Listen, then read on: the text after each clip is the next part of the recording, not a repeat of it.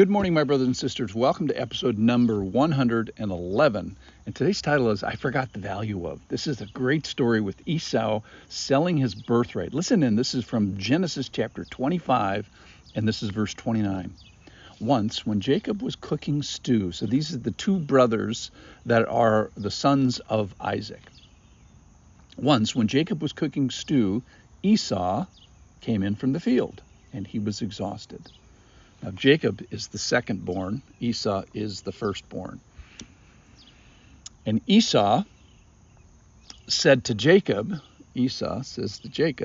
let me eat some of that red stew, for I am exhausted. Therefore, his name was called Edom. Both of them mean red. So he's tempted by this tender red stew. Jacob said, sell me your birthright now. Esau said, I'm about to die. Of what use is a birthright to me? Jacob said, swear to me now. So he swore to him and sold his birthright to Jacob. So Esau sells his birthright to Jacob. Then Jacob gave Esau bread and lentil stew, and he ate and drank and rose and went his way. Thus Esau despised his birthright. All right, so let's talk about what a birthright is. It is your father's blessing. So that's pretty good right there. Just the favor of your father, that's a wonderful thing. That's the now. But then there's this future. It also means family supremacy, leadership in your family. Non-spiritual leadership. It also means spiritual leadership, kind of being the priest of your family, if you will. And then finally, it's a double portion of the inheritance of money, of whatever's left over after the death. And Esau misvalues the future value of all those things. He almost treats it like merchandise, so it's really a terrible story. So Esau is the firstborn. He's kind of described as this profane person, at least passionate. It's so bad you can almost not even believe this story, because we're not sitting here. Maybe you're not hungry right now, or thirsty, or being trapped by your brother. So this balance of this inheritance is going to go kind of to the wrong person. Now this was apparently done in that culture, that occasionally birthrights were sold or transferred.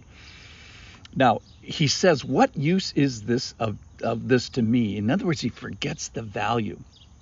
And then again, when Isaac is going to die, he forgets this transaction that we're talking about today, and he kind of even forgets that. So he asks for his father's blessing when all is said and done.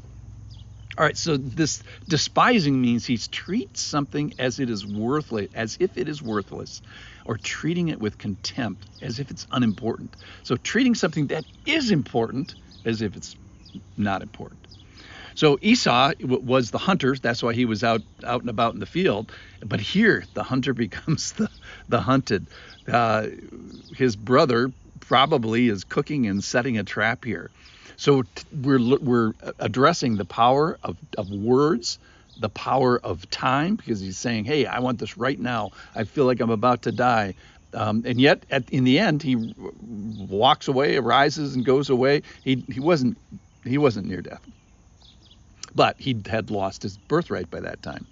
And then this power of passion, the power of bodily feelings. So there's a lot of, I'm exhausted, I'm thirsty, let me eat, I'm hangry, if you will. This boiling over of feelings. It's feelings that get in the way of the future. And those feelings could be physical here, or sexual, or emotional feelings. So let's think about what God might have for us in this crazy story. First of all, it's real. You can't make this stuff up. It's this topsy-turvy journey that the Lord is pointing us towards salvation. And there's real consequences for what these people are doing. And I think the key today is forgetting the value of it. People that have affairs, they forget the value of the spouse that they have at home. People that steal, they forget the value of the victim. People that misworship idols, they forget the value of the one true God.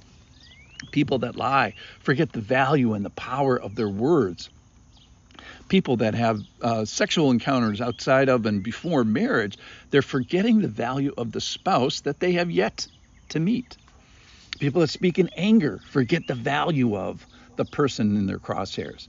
People that cheat on taxes or speed on the highway, demonize people from a different political party, they're all forgetting the value of something.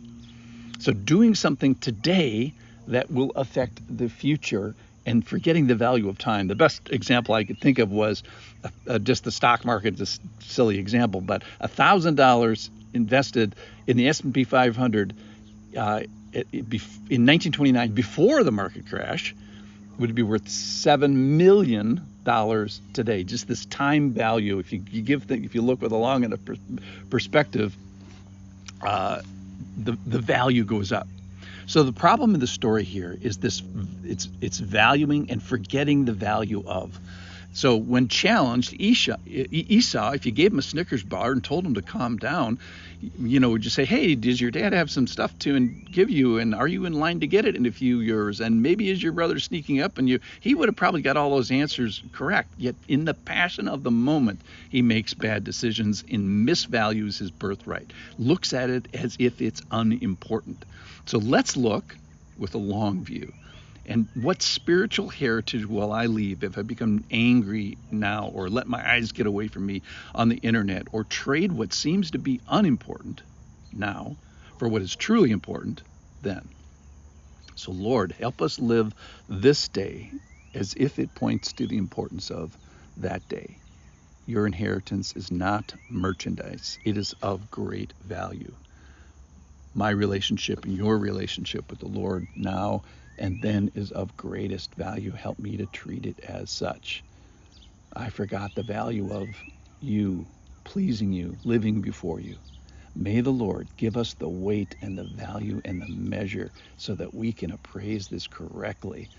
You, Lord, are our prize. You, Lord, are our treasure. You are our desire, our portion.